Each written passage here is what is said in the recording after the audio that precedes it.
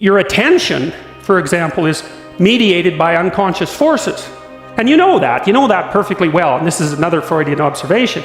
If you're sitting down to study, for example, your conscious intent is to study. But you know perfectly well that all sorts of distraction fantasies are going to enter the theater of your imagination non-stop and annoyingly. And there isn't really a lot you can do about that except maybe wait it out.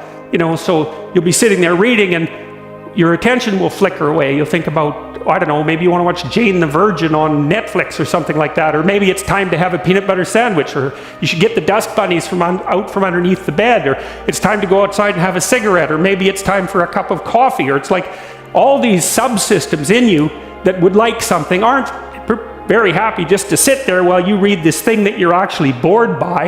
And so they pop up and try to take control of your perceptions and your actions non-stop. Maybe you think, well, this is a stupid course anyways. Why do I have to read this damn paper? And what am I doing in university? And what's the point of life? It's like you can really get going if you're trying to avoid doing your homework. And then you might think, well, what is it in you that's trying to avoid? Because after all, you took the damn course and you told yourself to sit down.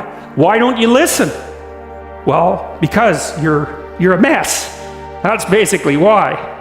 You haven't got control over yourself at all. And no more than I have control over this laptop. Okay, so there's the memory function of the unconscious, and there's the dissolutive function. That's an interesting one.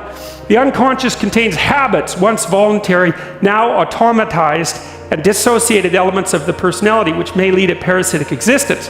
That's an interesting one. I would relate that more to procedural memory. So what you've done is practice certain habits, whatever they might be. Let's call them bad habits. And you like those things to get under control, but you can't. So maybe when you're speaking, for example, you use like and and you say a lot.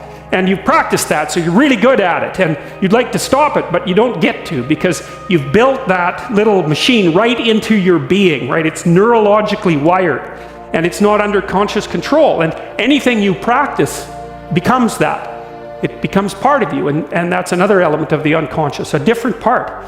And then there's a creative part, which is that, well, you're sitting around and maybe you're trying to write something, or maybe you want to produce a piece of art or a piece of music, or maybe you're just laying in bed dreaming and you have all these weird ideas, and especially in dreams, it's like, where do those things come from?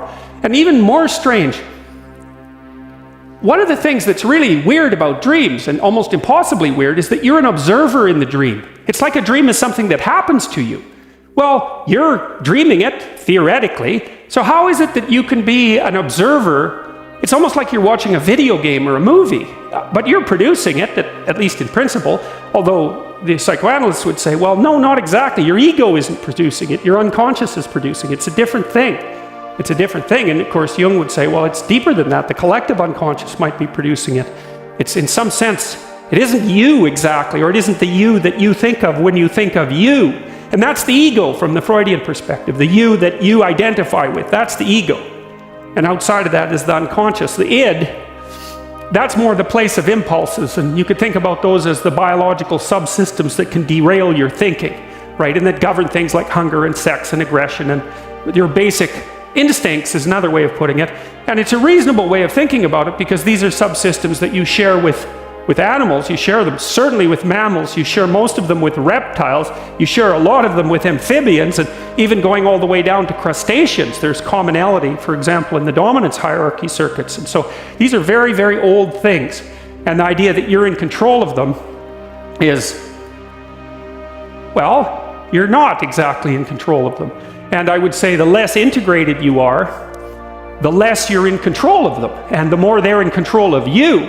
And that can get really out of hand, You can be, like with people who have obsessive compulsive disorder, for example, which seems to be, I would say, the dissolutive elements in some sense of the unconscious, the way that it's portrayed here.